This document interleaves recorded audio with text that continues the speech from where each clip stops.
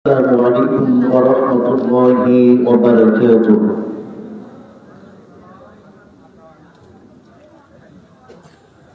السلام عليكم ورحمة الله وبركاته.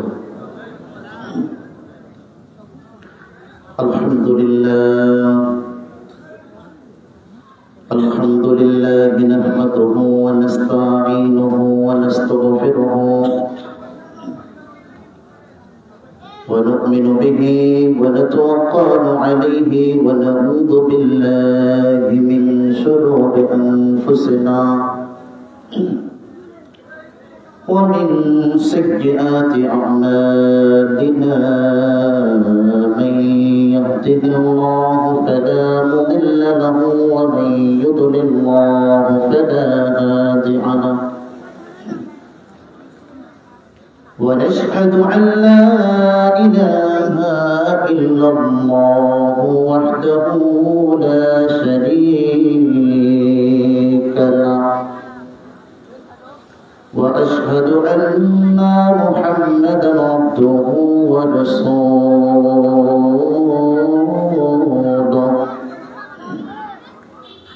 أرسله بالحق بشيرا ونذيرا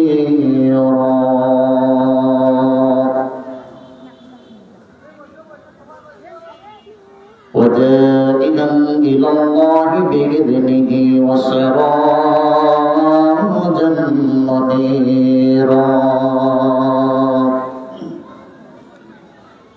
أما بعد فقد قال الله تعالى في كلامه المجيد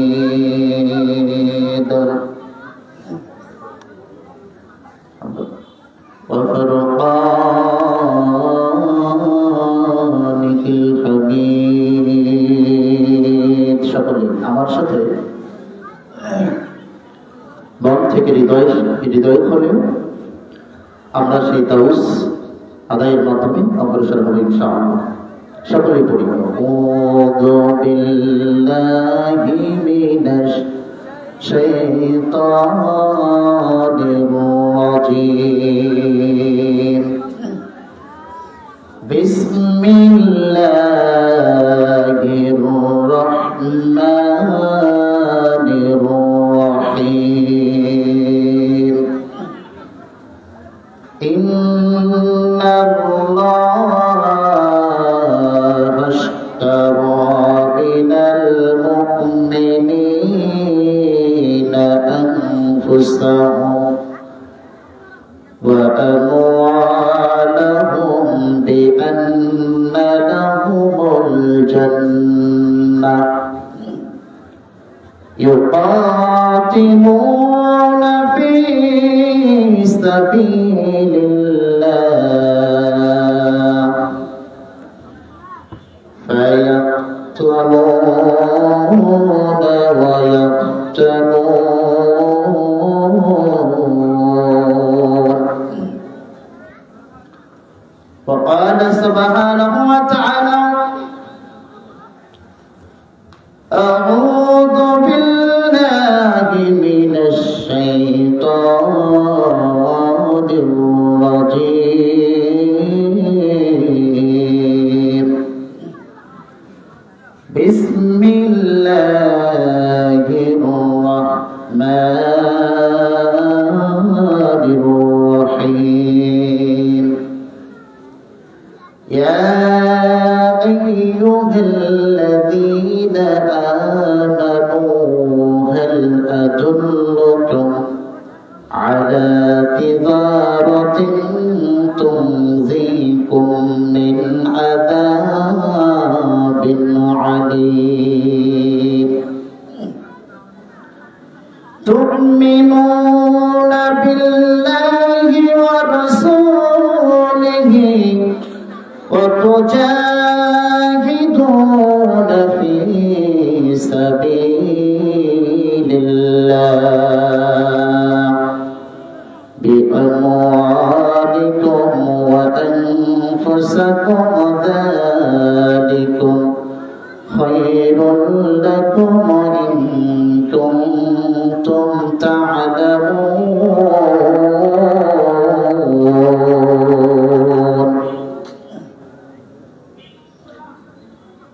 عن أبي هريرة رضي الله تعالى عنه قال قال رسول الله صلى الله عليه وسلم لا يلج النار رجل بقى من خشية الله حتى يعود اللبن في الجرع ولا يستميع غبار في سبيل الله ودخان جهنم. رواه الترغيب والترهيب.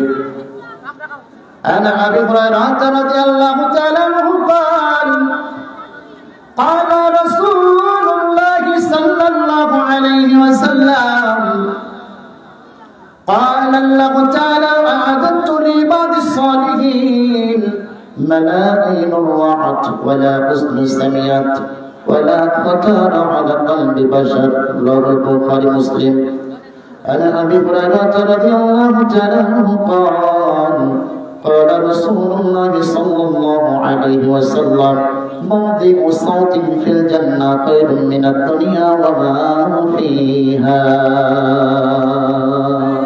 बेफिक्र झंड मैदानों खुनात तिफले रादर महद गोया खुनात खुद खाबी सुनी बाजारे रा के बायत गुने सुनी बाजारे रा हर के मतलब आज हज़ाबे मकबूआत निस्ते मोमिन काफिरे मतलबुआत की करे पारली की करे मारली पाथर আমার প্রিয় নবীর গায়ে কি করে পারলি কি করে মারলি পাথর আমার প্রিয় নবীর গায়ে নোরানি বদনে পাথরের আঘাতে নোরানি বদনে পাথরের আঘাতে ক্ষত বিক্ষত তোরা কেন করলি কি করে পারলি কি করে মারলি পাথর আমার প্রিয় নবীর গায়ে। সবাই তো প্রিয় ভাইরা যারা সামনে ওই যে মসজিদের বারান্দায় বসে আছেন, আপনারা অনুরোধ করে আমি আপনাদেরকে বলবো, প্রত্যেকটি ভাই যদি কোরআনের প্রেম থাকে, ভালোবাসা যদি থেকে থাকে এবং মাহফিলের আদব রক্ষা করার জন্য, একটু গরম লাগছে ঠিক আছে, কিন্তু একটু কষ্ট হলেও জায়গাকে পরিবর্তন করে আসার চেষ্টা করুন। আসেন আসেন, জায়গাটাকে পরিবর্তন করে সামনে আসার চেষ্টা করুন ইনশাআল্লাহ। আসেন ভাই। নোরানি বদনে পাথরের আঘাতে, নোরানি বদনে পাথরের আঘাতে ক্ষত বিক্ষত তোরা কেন করলি কি করে পারলি কি করে মারলি পাথর আমার প্রিয় নবীর গায়ে। করুণ হৃদয়ে কথা বলে নবীজি পিতা মাতারা দুরানি পাইনি, ঠিক না? করুণ হৃদয়ে কথা, আমার সঙ্গে কথা বলতে হবে কিন্তু ইনশাআল্লাহ। করুণ হৃদয়ে কথা বলে নবীজি পিতা মাতারা দুরানি পাইনি। সব ছেলেরা দৌড়িয়ে বাবাকে চুমো দেয়, আমি কখনো চুমো দিতে পারিনি। এমন দিন নবী পেয়েও তোদের মনে, এমন দিন নবী পেয়েও তোদের মনে, একটু দয়া কি হয়নি কি করে পারলি কি করে মারলি পাথর আমার প্রিয় নবীর গায়ে।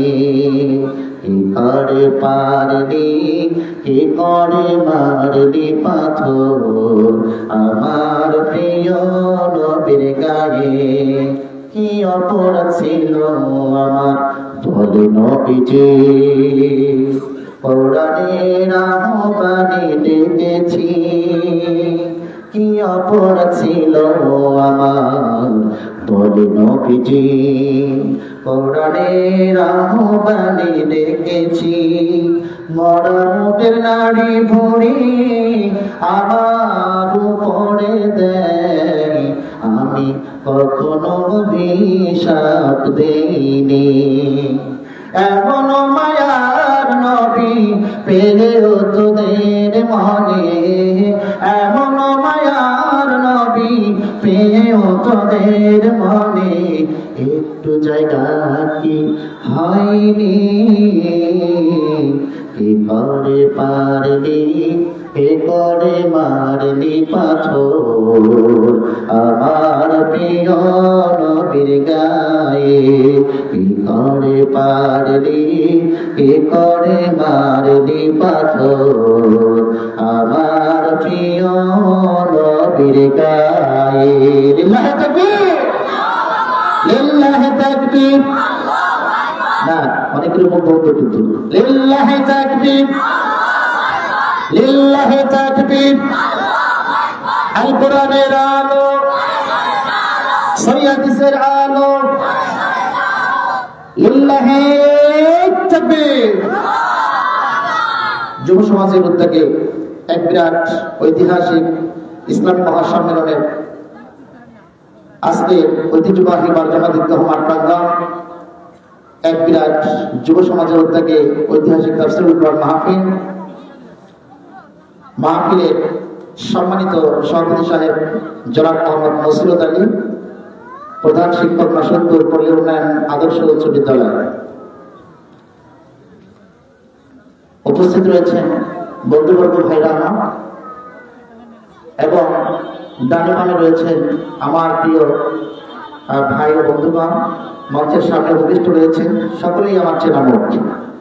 পর্দার অন্তরালে লুকায়িত অবস্থায় রয়েছেন পর্দাশীলী মা ও বোনেরা।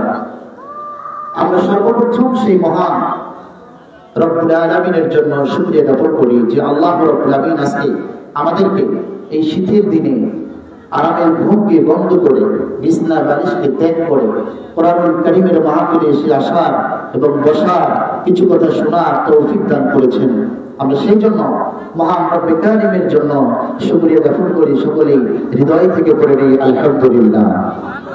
আরেকবার বলি আলহামদুলিল্লাহ।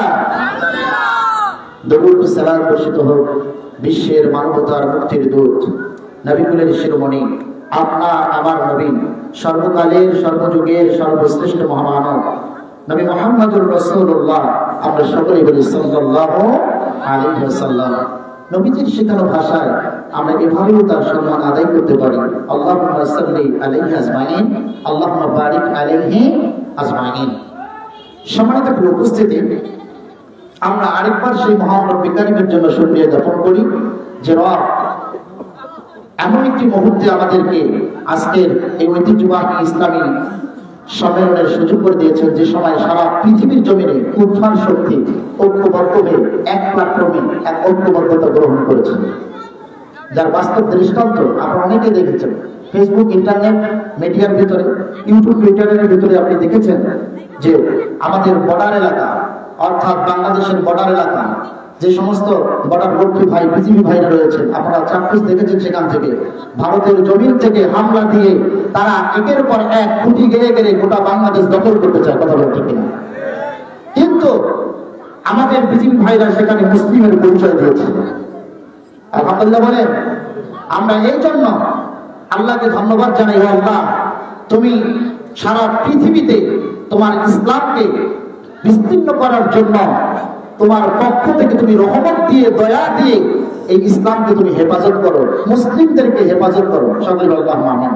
আরেকবার বলে আল্লাহুম্মা আমিন। সম্মানিত প্রিয় উপস্থিতি, সংক্ষিপ্ত সময়, অল্প সময় আমি আজকের যে বিষয়টি রেখেছি, অল্প সময়, ইনশাআল্লাহ দীর্ঘ করব না, সঠিক সময়ে ইনশাআল্লাহ আলোচনা শেষ হবে বলে ইনশাআল্লাহ আশাবাদী। আল্লাহ পাক রব্বুল আলামিন আমাকে তৌফিক দান করুন এবং সকলকে শোনার তৌফিক দান করুন। সাল্লাল্লাহু আমিন। আজকে যে আলোচনাটা নিয়েছি স্বল্প সময়, মুতার যুদ্ধে সেনাপতিদের ভূমিকা। আলহামদুলিল্লাহ বলে, মুতার যুদ্ধে সেনাপতিদের ভূমিকা স্মরণ রাখবেন। বলেন তো কি বলেছে আপনাদেরকে? মুতার যুদ্ধে সেনাপতিদের ভূমিকা। এটা যুদ্ধের ময়দানে কমান্ডারের কি ভূমিকা থাকে, সে ভূমিকাটাকে নিয়ে আমি আপনাদের সামনে কিছু আলোচনা করবো ইনশাআল্লাহ। চলুন আমরা আর দীর্ঘায়ু না করে আলোচনার ভিতরে চলে যাই। আল্লাহ রাব্বুল আলামিন তিনি বলছেন, এই পৃথিবীতে মুমিনদের অন্তরগুলোকে, মুমিনের হৃদয়গুলোকে, তার জান ও মালকে আমি আল্লাহ ক্রয় করে নিয়েছি জান্নাতের বিনিময়ে। সুবহানাল্লাহ। কিসের বিনিময়ে? ডানে বামে কেউ হাঁটতে পারবে না। ওই যে বাচ্চাগুলো আছে, ছেলেগুলো আছে, তাদেরকে ভলান্টিয়ার ভাইরা যারা আছে বসে দেওয়ার চেষ্টা করুন আপনারা। আল্লাহ আমার বলি, আল্লাহ রাব্বুল আলামিন বলছেন, আমি মুমিনের জান ও মালগুলোকে ক্রয় করে নিয়েছি জান্নাতের বিনিময়ে। বিনিময়ে আমি জান্নাত দিয়ে দিয়েছি। সুবহানাল্লাহ বলেন। কিভাবে নিয়েছি? আল্লাহ কোথায় ঘোষণা করেছেন?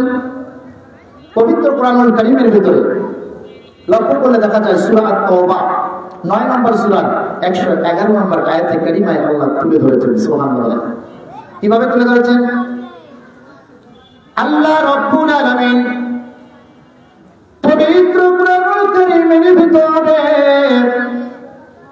সূরা আত-তাওবা, যেই সূরার ভিতরে বিসমিল্লাহ নাই, এই সূরার ভিতরে আল্লাহ রাব্বুল আলামিন সুন্দর করে তুলে ধরেছেন। আল্লাহ রাব্বুল আলামিন বলেছেন, ইন্নাল্লাহা ইশতারা মিনাল মুমিনিনা আনফুসাহুম ওয়া আমওয়ালাহুম বিআন্না লাহুমুল জান্নাহ। সুবহানাল্লাহ বলেন। সুবহানাল্লাহ। আল্লাহ রাব্বুল আলামিন এই জায়গার ভিতরে ইন্ডিকেট করে ঈমানদারের সঙ্গে কথা বলেছেন। বলেন সুবহানাল্লাহ। কোন কোয়ালিটির সাথে আল্লাহ কথা বলেন নাই, আল্লাহ শুধুমাত্র ঈমানদারদের সাথে কথা বলেছেন।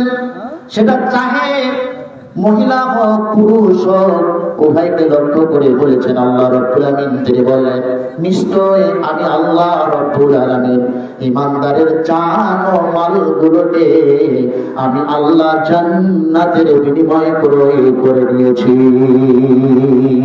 সুবহানাল্লাহ বলেন। সুবহানাল্লাহ বলেন। কিসের বিনিময়ে ক্রয় করেছেন? বলেন কিসের বিনিময়ে?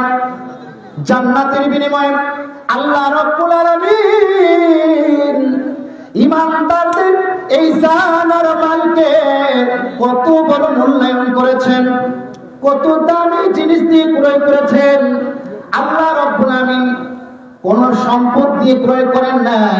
আল্লাহ চাইলে ঈমানদারের অন্তরগুলোকে বিভিন্ন জিনিস দিয়ে ক্রয় করতে পারতেন, কিন্তু না না না, আল্লাহ রাব্বুল আলামিন ঈমানদারের জান ও মালকে জান্নাতের বিনিময়ে ক্রয় করে নিয়েছেন। বলেন সুবহানাল্লাহ। আল্লাহ এই জন্য ক্রয় করে নিয়েছেন। আল্লাহ বলতে চাচ্ছেন, ওই মাল ওই জান এখন আমার যেই কাজে লাগবে আমি সেই কাজে তাদেরকে এখন লাগাবো। সুবহানাল্লাহ বলেন। আল্লাহ রাব্বুল আলামিন আরো বলেন, বিআন্না লাহুমুল জান্নাহ ইউকাতিলুনা ফি সাবিলিল্লাহ ফায়াকতুলুনা ওয়া ইয়াকতুলুন। তারা মারে এবং মরে ইসলাম সংগ্রামের জন্য, ইসলামকে বিজয় করার জন্য, আমার দ্বীনকে বাস্তবায়ন করার জন্য, আমার দ্বীনকে বাস্তবায়ন করার জন্য। যখনই আমি আল্লাহ রব্বুল আলামিন তাদেরকে ডাক দেই, তারা মাঠের ময়দানে তৎক্ষণাতে ঝাঁপিয়ে পড়ে। বলেন সুবহানাল্লাহ। আল্লাহ রাব্বুল আলামিন এখানে কত স্পষ্ট কথায় বলেছেন আমার ভাইরা, আল্লাহ যেমন তেমন জিনিস দিয়ে ঈমানদারের জান ও মালকে ক্রয় করে নাই, জান্নাতের বিনিময়ে ক্রয় করেছেন। কারণ জান্নাত কি জিনিস, কি জিনিস আপনাদেরকে একটু কথা আমি বোঝাই। একটা কথা আমি আপনাদেরকে বলি।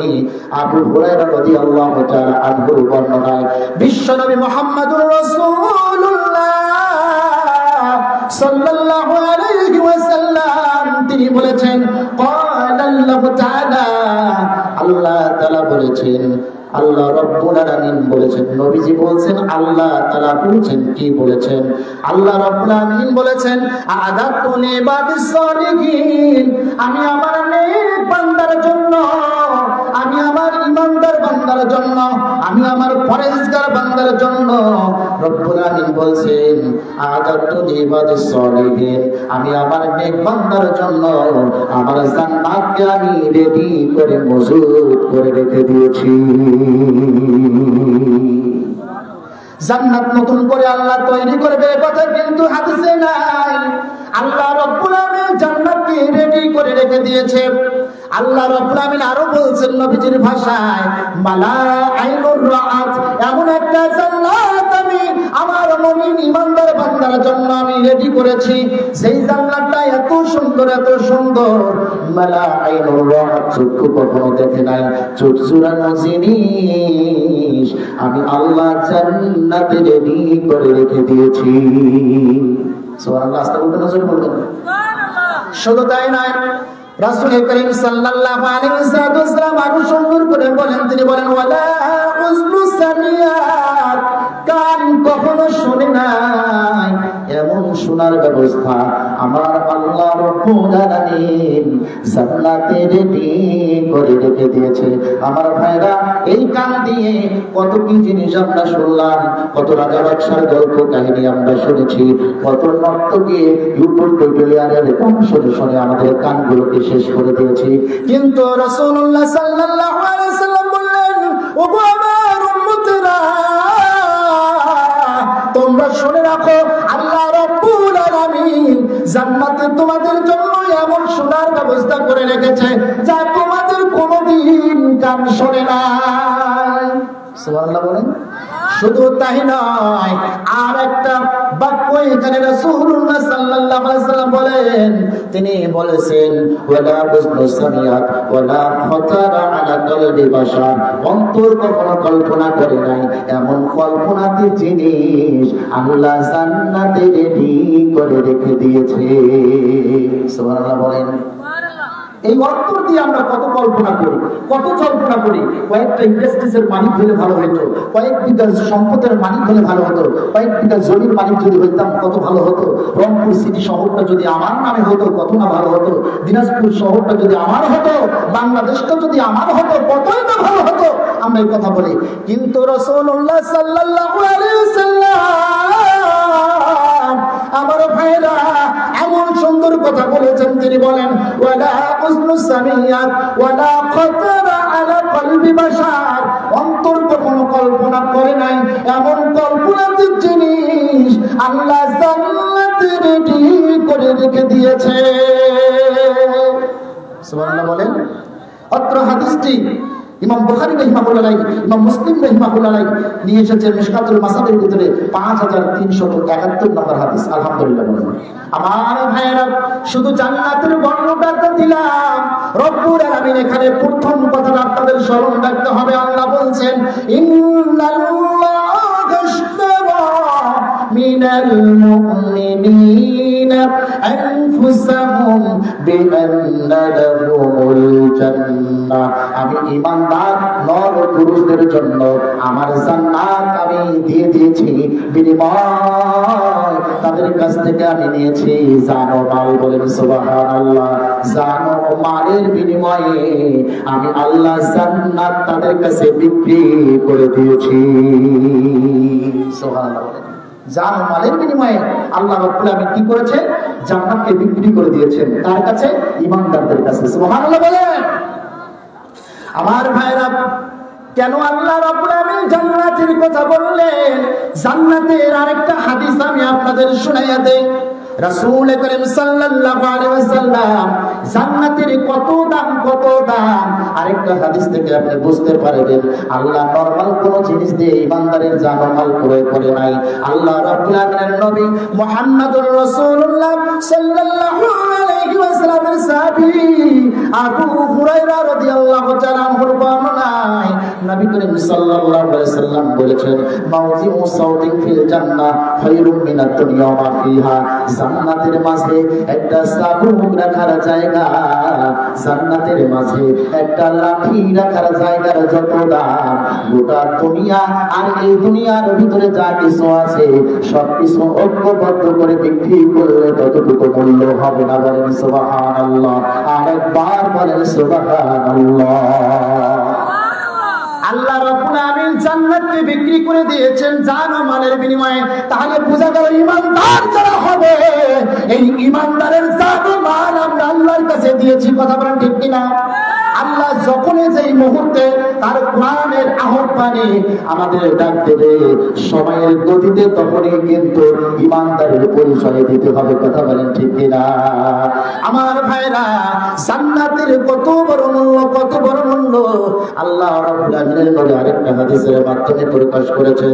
বিশ্বনবী মুহাম্মদুর রাসূলুল্লাহ সাল্লাল্লাহু আলাইহি ওয়াসাল্লামের সাহাবী আনাস রাদিয়াল্লাহু তাআলা আনহু থেকে বর্ণিত, তিনি বলেন ক্বালা রাসূলুল্লাহ সাল্লাল্লাহু আলাইহি ওয়াসাল্লাম, রাসূলুল্লাহ সাল্লাল্লাহু আলাইহি ওয়াসাল্লাম বলেছেন ওয়ালাউ আন্না ইমরাতান মিনান নিসাই আহলাল জান্নাহ। ও যুবক ভাইরা, ও যুবক ভাই, তোমাদেরকে বলছি ইন্টারনেট ফেসবুকের ভিতরে সময় কাটাইও না, ফেসবুক মেসেঞ্জারের ভিতরে নিজের যৌবনকে তোমরা ধ্বংস করো না। রাসূল করিম সাল্লাল্লাহু আলাইহি ওয়াসাল্লাম কি বলেছেন? ওয়ালাউ আন্না ইমরাতান মিনান নিসাই আহলাল জান্নাহ, জান্নাতের একটা রমণী, জান্নাতের একটা সুন্দরী, একটা রমণী যদি শুধুমাত্র পৃথিবীর দিকে একবার উকি মারে, উকি মারে, উকি মারে, অন্য হাদিসের ভিতরে এসেছে নখের ভিতর থেকে সাধারণ স্বল্প একটু নখ প্রকাশ করে দুনিয়ার ভিতরে দিয়ে দেয়, রাসূল করিম সাল্লাল্লাহু আলাইহি ওয়াসাল্লাম বলেন ইত্তলাআত ইলাল আরদি লা আকাআত মা বাইনাহুমা ওয়ালা মালাআত মা বাইনাহুমা রিহা। নবীজি সাল্লাল্লাহু আলাইহি ওয়াসাল্লাম বলেছেন সাত আসমানের ফাঁকা জায়গা দুনিয়া পর্যন্ত সুগন্ধে সুগন্ধিত হয়ে যাবে। সুবহানাল্লাহ, জোরে বলেন। শুধু তাই নয় ভাই, আরো কথা শুনুন। আমি যা বলছি কুরআন ও সহিহ হাদিসের আলোচনার ভিত্তিতে আমি আপনাদেরকে বলছি। নবীজি শুধু তাই বলেন নাই, তাই বলেন নাই, এই নারীটা যদি একটু উকি দেয় দুনিয়ার বুকে, তাহলে আমরা যে চন্দ্র দেখতে পাই, পাই কিনা? আমরা যে সূর্য দেখতে পাই, পাই কিনা? কথা বলেন, পাই কিনা? আমরা যে চন্দ্র দেখতে পাই, আমরা যে সূর্য দেখতে পাই, এই চন্দ্র সূর্য তার আলোয় আলোকিত হয়ে মেলান হয়ে যাবে, মেলান হয়ে যাবে, অর্থাৎ এই দুনিয়া আলোয় আলোকিত হয়ে যাবে। বলেন সুবহানাল্লাহ, আরেকবার বলেন সুবহানাল্লাহ। বিশ্বনবী মুহাম্মদুর রাসূলুল্লাহ নবীজি এখানেও থামলেন না, আরেকটা বাক্য আমার নবী বাড়িয়ে বলেছেন। সুবহানাল্লাহ বলেন। রাসূলুল্লাহ সাল্লাল্লাহু আলাইহি ওয়াসাল্লাম বলেন ওয়ালা নাসিফুহা আলা রাসিহা খায়রুম মিনাদ দুনিয়া ওয়া মা ফিহা। নবীজি বলেছেন গোটা দুনিয়াকে এক পাল্লায় করলে জান্নাতের রমণীর একটা গায়ের ওড়নার দাম, গায়ের চাদরের দাম এত মূল্য, এত মূল্য, এত দাম, এত দাম, এত মূল্য, এত মূল্য, গোটা দুনিয়া বিক্রি করে হলেও এই চাদর কেনার অর্থ হবে না। সুবহানাল্লাহ বলেন। আল্লাহ রাব্বুল আমিন ওই জান্নাতের কথা বলছেন, ও মুমিন বান্দারা, ও ঈমানদার বান্দারা, আমার জান্নাতকে আমি বিক্রি করে দিয়েছি। শুনে নাও, শুনে নাও, আমার জান্নাত কিন্তু ছোট মত নয়, আমার জান্নাত কিন্তু হচ্ছে অনেক অনেক দামি। বলেন সুবহানাল্লাহ। আমার ভাইরা, আল্লাহ রাব্বুল আমিন কি বলছেন? ইন্নাল্লাহা আশতারা মিনাল মুমিনিনা আনফুসাহুম ওয়া আমওয়ালাহুম বিআন্না লাহুমুল জান্নাহ। সুবহানাল্লাহ বলে, আমি আমার জান্নাতকে বিক্রি করে দিয়েছি, মুমিনের জান ও মালের বিনিময়ে জান্নাতকে আমি বিক্রি করে দিয়েছি। শোনো ও মুমিন, ও আমার ঈমানদার বান্দারা, আমি যেমন তেমন জিনিস দিয়ে বিক্রি করে নেই, আমার জান্নাত অফুরন্ত নিয়ামতের জিনিস দিয়ে আমি তোমার মাল ও জানকে ক্রয় করে নিয়েছি। সুবহানাল্লাহ, সুবহানাল্লাহ বলেন। আমার ভাইরা, জান্নাতের ব্যাপারে আরেকটা হাদিস আমি আপনাদেরকে লক্ষ্য করে বলে বুঝতে পারবেন। আমার ভাইরা, জান্নাতের আয়তন কত হবে, জান্নাত কত বড় হবে, মুমিনদের সঙ্গে আল্লাহ রাব্বুল আলামিন কেমন কথা বললেন আরেকটা হাদিসের মাধ্যমে আমি আপনাদেরকে বলি। ইমাম বুখারী হাদিস নিয়ে এসেছেন, ইমাম মুসলিম রাহিমাহুল্লাহ আলাইহি হাদিস নিয়ে এসেছেন। বঙ্গবন্ধু মিশকাতুল মাসাবির ভিতরে 5374 নম্বর হাদিস। আমার ভাইরা, আবু হুরায়রা রাদিয়াল্লাহু তাআলা আনহুর বর্ণনায় নবীজি সাল্লাল্লাহু আলাইহি ওয়াসাল্লাম বলেছেন, জান্নাতের বিশালতা কত হবে, বিশালতা কত হবে। আমার ভাইরা, জান্নাত কত বড় হবে এই ব্যাপারে বিশ্বনবী বলেছেন, ইন্না ফিল জান্নাতি শাজারা ইয়াসিরুর রাকিবু ফি জিল্লিহা মিয়াতি আম। জান্নাতে এমন একটা গাছ আছে, জান্নাতে এমন একটা ছায়াযুক্ত গাছ আছে, বিশ্বনবী মুহাম্মদুর রাসূলুল্লাহ সাল্লাল্লাহু আলাইহি ওয়াসাল্লাম বললেন, এই গাছের ছায়ার মাঝে তেজস্বীবান ঘোড়া, তেজস্বীবান অশ্বরোহী ঘোড়া, যেই ঘোড়া দাবড় দিয়ে দৌড় দিলে, ঘোড়ার লাগাম দিয়ে, অর্থাৎ ঘোড়া যখন দৌড় দেয় ঘোড়ার খুরের মধ্য থেকে আগুনের সম্ভার হয়। বোঝা গেল ঘোড়া কিন্তু আস্তে দৌড়ায় না, অনেক জোরে দৌড়ায়। আমার ভাইরা, এরকম তেজস্বী ঘোড়া দিয়ে একদিন 2 দিন নয়, একদিন 2 দিন নয়, 10 দিন নয়, 20 দিন নয়, 50 দিন নয়, 100 দিন নয়, আল্লাহ রাসূলুল্লাহ সাল্লাল্লাহু আলাইহি ওয়াসাল্লাম তিনি বলেছেন, রাসূল করিম সাল্লাল্লাহু আলাইহি ওয়াসাল্লাম বলেছেন, ইয়াসিরুর রাকিবু বিদিল্লিহা মিয়াতি আম। 100 বছর ধরে যদি এই ঘোড়া জান্নাতের সেই গাছের মধ্যে দৌড় দেয়, সেই গাছের ছায়ার মধ্যে দৌড় দেয়, লা ইয়াক্তাউহা, এই গাছের ছায়া ওই ঘোড়ার শেষ করা সম্ভব হবে না। সুবহানাল্লাহ বলেন, আরেকবার বলেন। 100 বছর ধরে যদি দৌড় দেয়, 100 বছর ধরে এমন জোরে দৌড় দেয়, ঘোড়ার খুরের মধ্য থেকে আগুনের সম্ভার হয়, এত তেজস্বী ভাবে দৌড় দেয়, 100 বছর ধরে দৌড় দেওয়ার পরেও এই গাছের ছায়া কিন্তু শেষ হওয়া সম্ভব নয়। সুবহানাল্লাহ। তাহলে বুঝুন, আল্লাহ মুমিনের জান ও মালকে প্রয়োগ করেছেন জান্নাতের বিনিময়ে। জান্নাতের ব্যাপারটা বুঝতেছেন তো ভাই? আলহামদুলিল্লাহ বলে। আমার ভাইরা, বিশ্বনবী মুহাম্মদুর রাসূলুল্লাহ জান্নাত কত বড় আরেকটা হাদিস দিয়ে আপনারা বুঝতে পারবেন। আমার ভাইরা, আল্লাহ রাব্বুল আলামিন হযরত জিবরাইল আলাইহিস সালামকে বললেন, জিবরাইল, আমি আমার ঈমানদার ব্যক্তির জন্য জান্নাতকে আমি তৈরি করে রেডি করে রেখে দিয়েছি, জান্নাতকেও রেডি করে রেখে দিয়েছি। ও জিবরাইল, সরে যাও, আমার জান্নাত তুমি একটু দর্শন করে আসো, ঘুরাই আসো। হযরত জিবরাইল আলাইহিস সালাম জান্নাত দর্শন করার জন্য, জান্নাত ঘোরার জন্য চলে গেলেন। হযরত জিবরাইল আলাইহিস সালাম জান্নাতের ভিতরে যখন প্রবেশ করলেন, আমার ভাইরা, খুব জোরে যখন জিবরাইল জান্নাতের ভিতরে যখন প্রবেশ করে বিভিন্ন দর্শনগুলো দেখতেছেন, ফিরে এসে এক সময় আল্লাহ রাব্বুল আলামিনের কাছে তিনি বলছেন, আল্লাহ গো, প্রভু হে, আমি জান্নাত দেখে এসেছি, জান্নাত দেখে এসেছি। আল্লাহ রাব্বুল আলামিন বলছেন, ও জিবরাইল, তুমি কি আমার জান্নাতকে শেষ করতে পেরেছ? তখন তিনি বলছেন, না ও আল্লাহ রাব্বুল আলামিন, আমি তো পুরো জান্নাত দেখে এসেছি। সুবহানাল্লাহ বলেন। কিন্তু আল্লাহ রাব্বুল আলামিন বলছেন, না না না না, ও জিবরাইল, তুমি পুরো জান্নাত দেখো নাই, আমার জান্নাতের 4 ভাগের ভিতরে 1 ভাগের অংশ পর্যন্ত তুমি দেখে শেষ করতে পারো না। সুবহানাল্লাহ বলেন। জান্নাত এত বড়, জিবরাইল অবাক হয়ে গেল, অবাক হয়ে গেল। আমার ভাইয়েরা, জিবরাইলের গতি কত বড় ছিল আমার ভাইয়েরা, জান্নাতের 4 ভাগ করে 1 ভাগের কোণা পর্যন্ত দেখে শেষ করতে পারে নাই। জিবরাইল বলছে, আল্লাহ গো, ওগো প্রভু, আপনি কি বলেন, কি বলেন, কি বলেন, আমি তো গোটা জান্নাত দেখে এসেছি। আল্লাহ রাব্বুল আলামিন বললেন, না না না, তুমি গোটা জান্নাত দেখো নাই, জান্নাতের একটা কিনারার ছাপ তুমি দেখে শেষ করতে পারো না। সুবহানাল্লাহ বলেন। অথচ জান্নাত কত বড় হবে, জিবরাইলের গতি কত বড় হবে, এই জিবরাইলের গতি কত বড়, আরেকটা হাদিসের মাধ্যমে আমি আপনাদেরকে শোনায় দেই। আমার ভাইয়েরা, আমার বন্ধুরা, আমরা হযরত ইউসুফ আলাইহিস সালামের নাম শুনেছি কিনা? বলেন শুনেছি কিনা? হযরত ইউসুফ আলাইহিস সালাম তার 10 ভাই মিলে ষড়যন্ত্র করে শত্রুগিরি করে ওই ভাই ইউসুফ আলাইহিস সালামকে কূপের মধ্যে দেওয়ার ঘটনা আপনারা শুনেছেন কিনা? বলেন শুনেছেন কিনা? বলেন শুনেছেন কিনা?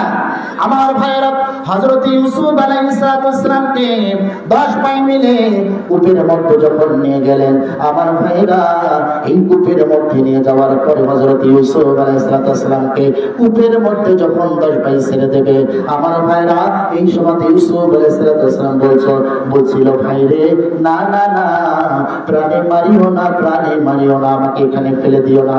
আমার ভাইরা এমন সময় ইউসুফ আলাইহিস সালামকে তার 10 ভাই যখন ওই কূপের মধ্যে ফেলে দিবে, এই সমাজে হযরত জিবরাইল আলাইহিস সালাম সহিহ বুখারীর ব্যাখ্যা গ্রন্থ, সহিহ বুখারীর ব্যাখ্যা গ্রন্থের ভিতরে এই কথাগুলো এসেছে।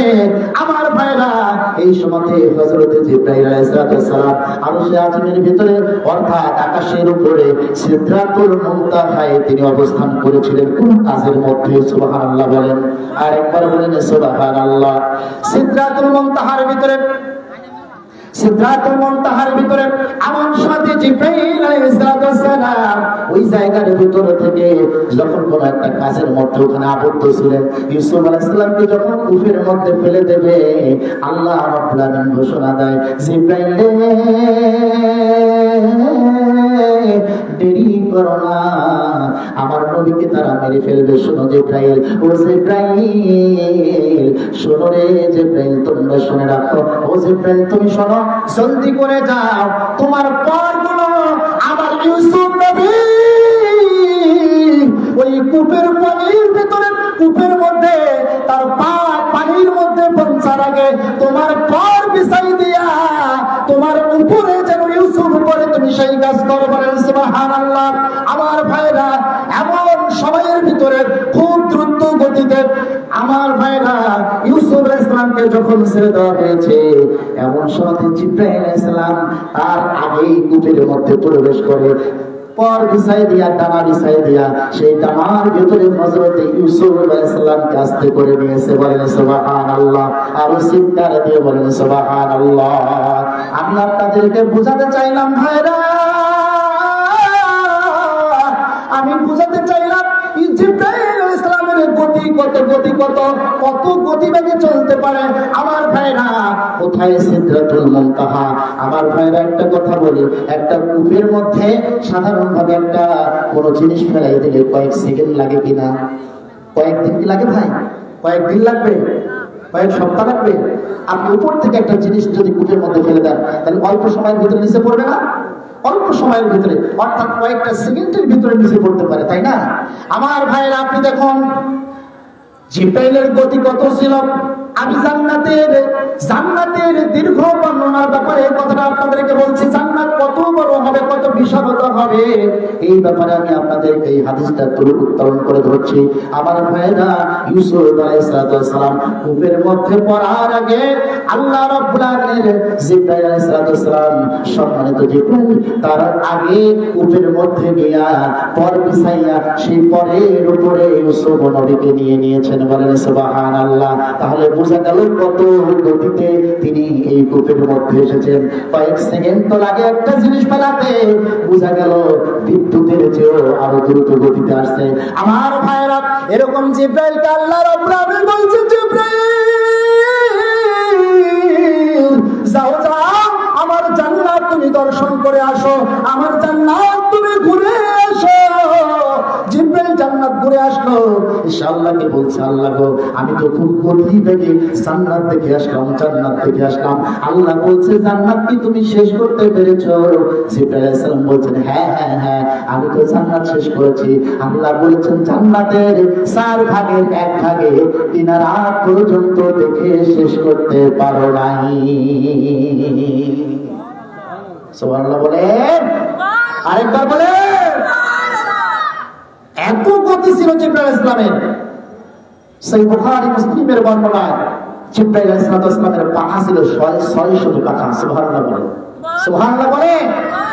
জিবরাইল আলাইহিস সালাম তার একটা পাখা এত বড় ছিল, আসমান থেকে নিচে আসলে তার এক একটা পাখা দিয়ে গোটা আসমান ঢাকা যেত। সুবহানাল্লাহ বলে। তাহলে এই গতি কত ছিল, সিদরাতুল মুনতাহা কোথায়, সেখান থেকে এত অল্প সময়ের ভিতরে কি করে কূপের মধ্যে আসলেন? আমি আপনাকে বুঝাতে চাইলাম, এত গতি দিয়ে জান্নাতে বেরার পরেও তিনি জান্নাতের একটা কোণা শেষ করতে পারেননি। সুবহানাল্লাহ। আল্লাহ রাব্বুল আলামিন বলছেন, আমার ভাইরা, আমার বন্ধুরা, আল্লাহ রাব্বুল আলামিন বলছেন এই জন্য, ও ইমানদার, ও মুমিন, তোমরা শুনে রাখো, তোমাদের জানো মালের বিনিময়ে আমি এরকম সস্তা জিনিস দিয়ে আমি ক্রয় করে নাই, আমার জান্নাত দিয়ে আমি ক্রয় করে নিয়েছি। সুবহানাল্লাহ বলে, আরেকবার বলে সুবহানাল্লাহ। আমি ভালোবাসি কতটুকু বলা যাবে না, আমি ভালোবাসি কতটুকু বলা যাবে না, বলি যদি তাতে কারণে কোনো মানা, কিভাবে বলবো তা তো নেই আমার জানা। রব্বানা ফাগফির লানা যুনুবানা আনতা মাওলানা। সুবহানাল্লাহ বলেন, আমি ভালোবাসি কতটুকু বলা যাবে না, বলি যদি তাতে কারণে কোনো মানা, কিভাবে বলবো তা তো নেই আমার জানা। রব্বানা ফাগফির লানা যুনুবানা আনতা মাওলানা। হৃদয়ে আমার তোমাকে যে রেখেছি, শুধু আল্লাহ ভালো যে বেসেছি, হৃদয়ে আমার তোমাকে যে রেখেছি, শুধু আল্লাহ ভালো যে বেসেছি, এ হৃদয়ে কারো নাম রাখা যাবে না, এ হৃদয়ে কারো নাম রাখা যাবে না। রব্বানা ফাগফির লানা যুনুবানা আনতা মাওলানা। আমি ভালোবাসি কতটুকু বলা যাবে না, বলি যদি তাতে কারণে কোনো মানা, কিভাবে বলবো তা তো নেই আমার জানা। রব্বানা ফাগফির লানা যুনুবানা আনতা মাওলানা। জীবনের পার থেকে তোমাকে চাই আল্লাহ, ও পার গিয়ে যেন তোমাকে পাই। আমিন বলেন। জীবনের পার থেকে তোমাকে চাই আল্লাহ, ও পার গিয়ে যেন তোমাকে পাই। দু চোখে তোমার নূর দেখেছি, শুধু আল্লাহ ভালো যে বেসেছি, দু চোখে তোমার নূর দেখেছি, শুধু তোমার ভালো যে বেসেছি, মন থেকে ভালোবাসা মুছা যাবে না আল্লাহ, মন থেকে ভালোবাসা মুছা যাবে না। রব্বানা ফাগফির লানা যুনুবানা আনতা মাওলানা।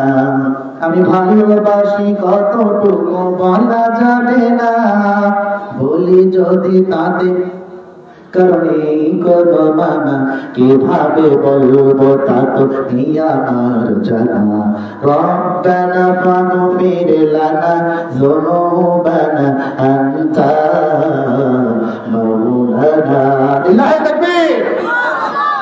আমার ভাইরা, তাহলে জান্নাতের বিশালতা আমরা জানতে পারলাম, জান্নাত কত বড় হবে। বিশ্বনবী মুহাম্মদুর রাসূলুল্লাহ সাল্লাল্লাহু আলাইহি সাল্লামের একটি বর্ণনায় সর্বশেষ জান্নাতের ভিতরে যেই ব্যক্তি প্রবেশ করবে, আল্লাহ রাব্বুল আলামিন এরকম একটা পৃথিবী নয়, এরকম 10টা পৃথিবী সমান আল্লাহ একটা জান্নাত দিয়া সর্বশেষ মানুষকে জান্নাতে প্রবেশ করাবে। সুবহানাল্লাহ। আরেকবার বলেন, আরেকবার বলেন। আমার ভাইরা, শুধু তাই নয়,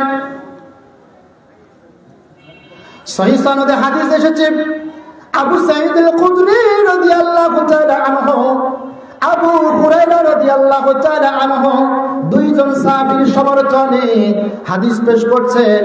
আল্লাহ রাসূলুল্লাহ সাল্লাল্লাহু আলাইহি ওয়াসাল্লাম রাসূলুল্লাহ সাল্লাল্লাহু আলাইহি ওয়াসাল্লাম বলেন, ক্বালা ইউনাদি মুনাদা, মানুষরা যখন আল্লাহর জান্নাতের ভিতরে প্রবেশ করবে, ঢুকে যাবে, একজন জান্নাতের রক্ষক বাহিনী তিনি চিৎকার মেরে বলবে, কি বলবে? আমার ভাইরা চিৎকার মেরে ঘোষণা দিবে, ইন্না লাকুম আন তাসিহু ফালা তাসকামু আবাদা। ও আল্লাহর বান্দারা শুনে রাখো, তোমরা দুনিয়াবী জীবনে বিভিন্ন রোগ বালাইয়ের ভিতরে ছিলা, বিভিন্ন অসুস্থের ভিতরে ছিলা, ক্যান্সারের মতো রোগের মধ্যে তোমরা পড়েছিলা, প্যারালাইসিসের মতো রোগের ভিতরে পড়েছিলা। ও আল্লাহর বান্দারা শুনে রাখো, তোমার অনেক নিয়ামতের জিনিস আল্লাহর তোমরা দুনিয়াতে খাইতে পারো নাই অসুস্থতার জন্য। শুনে নাও, ঘোষণা শুনে নাও তোমরা, ইন্না লাকুম আন তাসিহু ফালা তাসকামু আবাদা, তোমরা আজকে জান্নাতের ভিতরে প্রবেশ করে যাও, জীবনে আর কোনোদিন তোমরা অসুস্থ হবে না। সুবহানাল্লাহ বলে, আর কোনোদিন অসুস্থ হবে না। একটা মানুষ যদি অসুস্থ থাকে আর এই মানুষটাকে যদি বলা হয়, ভাই চিন্তা করেন না, রংপুর সিটি শহরটা আপনার নামে লিখে দিব, তার কি ভালো লাগবে? যদি বলা হয়, চিন্তা করেন না, অসুস্থতা কি হয়েছে, দিনাজপুর সিটি শহর আপনার নামে দিয়ে দেব, কোনো সমস্যা নেই, চিন্তা করেন না, ওই চেয়ারের মালিকটা আমি আপনাদেরকে ওই চেয়ার ছেড়ে দেবো, আপনি মন্ত্রী মিনিস্টার হয়ে যাবেন। তিনি কি চাইবে? ভাই কথা বলে, চাইবে কি না? চাইবে না। ওই মুহূর্তে চাইবে আমার কোনো কিছুর প্রয়োজন নাই, আমার সুস্থতার প্রয়োজন। কথা বলেন ঠিক কিনা? রাসূল করিম সাল্লাল্লাহু আলাইহি ওয়াসাল্লাম এই জন্য বলছেন, ওয়াসিহাতু ওয়াল ফারাগ, এই পৃথিবীর ভিতরে সমস্ত নিয়ামতের ভিতরে দুইটি নিয়ামত হচ্ছে সবথেকে দামি, একটা হচ্ছে সুস্থতা। সুবহানাল্লাহ। একটা কি? সুস্থতা, আর একটা অবসর। রাসূল করিম সাল্লাল্লাহু আলাইহি ওয়াসাল্লাম বলছেন। আমার ভাইরা শুধু তাই নয়, বিশ্বনবী মুহাম্মদুর রাসূলুল্লাহ আর একটা কথা বলেন, ওয়া ইন্না লাকুম আন তাশিব্বু ফালা তাহরামু আবাদা। আর একটা কথা বললেন, তিনি বললেন, ওয়া ইন্না লাকুম আন তাহিয়াউ ফালা তামুতু আবাদা। জান্নাতীরা, ও আল্লাহর বান্দারা রে, তোমরা শুনে রাখো, দুনিয়ার ভিতরে তোমাদের মৃত্যু হতো, মালাকুল মউতের ভয়ে তোমার একটা মৃত্যু হতো, মৃত্যুর ভয়ে তোমরা পালাইছিলে, মৃত্যুর ভয়ে তোমরা ছুটে চলছিলে, মৃত্যু যাতে না হয় এই জন্য অসুস্থ হলে ডাক্তারের কেবিনে চলে গেছ, মৃত্যু যাতে না হয়, রোগ যাতে না হয়, মৃত্যু যাতে না হয় এই জন্য তোমরা খাদ্য গ্রহণ করেছিলে। ও বান্দা, ও আল্লাহর বান্দা, ও আল্লাহর বান্দা রে, শুনে রাখো, এই জান্নাতের ভিতর থেকে আমি ঘোষণা দিলাম, ওয়া ইন্না লাকুম আন তাহিয়াউ ফালা তামুতু আবাদা।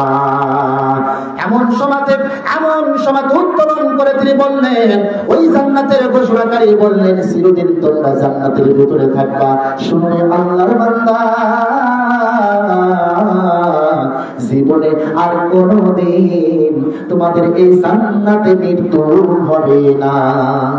সুবহানাল্লাহ বলেন, আরেকবার বলে, জীবনে আর কোনদিন এই জান্নাতে তোমার কি হবে না? বলেন কি হবে না? মৃত্যু হবে না। দুনিয়াবী জীবনে মৃত্যুর জন্য আমরা পালাই কিনা? দুনিয়াবী জীবনে মৃত্যুর জন্য পালাই কিনা? কথা বলে। কিন্তু জান্নাতের ভিতরে যখন প্রবেশ করবো, রাসূল করিম সাল্লাল্লাহু আলাইহি ওয়াসাল্লাম কিভাবে বলেন, জান্নাতের ঘোষণাকারী তিনি বলেন, ওয়া ইন্না লাকুম আন তাহিয়াউ ফালা তামুতু আবাদা। আজ তোমরা জান্নাতের ভিতরে প্রবেশ করো, শুনে রাখো, দুনিয়ার ভিতরে মৃত্যুর ভয়ে তোমরা ছোটাছুটি করতা, মৃত্যুর ভয়ে পালাপালি করতা, এই জান্নাতের ভিতরে আর কোনদিন তোমাদের মৃত্যু হবে না। সুবহানাল্লাহ। শুধু তাই নয়, বিশ্বনবী মুহাম্মদুর রাসূলুল্লাহ আর ঠিক আছে, উনি নিজের রাগ হবে তাকবীর দিন। আলহামদুলিল্লাহ। সবাই তো প্রিয় ভাইরা আমার, আমাদের প্রিয় ভাই সুদূর মুর্শিদাবাদ থেকে আব্দুল করিম ভাই আলহামদুলিল্লাহ নিয়ে এসে গেছেন। আমি আর বিলম্ব করবো না, কথা দিয়েছি ইনশাআল্লাহ। আলহামদুলিল্লাহ শেষের দিকে এসেছি।